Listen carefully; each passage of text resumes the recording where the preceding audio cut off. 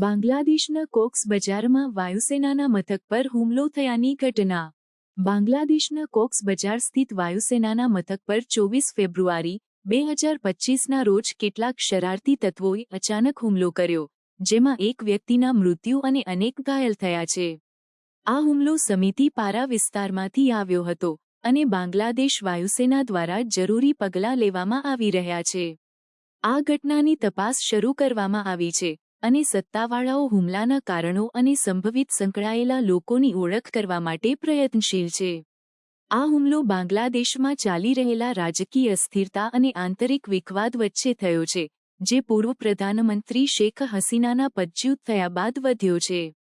2024માં વિદ્યાર્થીઓ દ્વારા શરૂ થયેલા વિરોધ પ્રદર્શનોએ શેખ હસીનાની સરકારને પદચ્યુત કરી અને ત્યારબાદ નોબેલ વિજેતા મુહમ્મદ યુનુસની આગેવાની હેઠળ એક અંતરિમ સરકાર રચાઈ.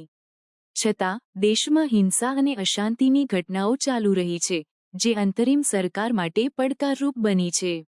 આ હુમલો બાંગ્લાદેશની સુરક્ષા પરિસ્થિતિ અને રાજકીય સ્થિરતા માટે ચિંતાનો વિષય છે. સત્તાવાળાઓને આશા છે કે આ ઘટનાની સંપૂર્ણ તપાસ કરીને જવાબદાર વ્યક્તિઓને ન્યાયના કટઘરમાં લાવવામાં આવશે અને દેશમાં શાંતિ અને વ્યવસ્થા પુનઃસ્થાપિત કરવામાં આવશે.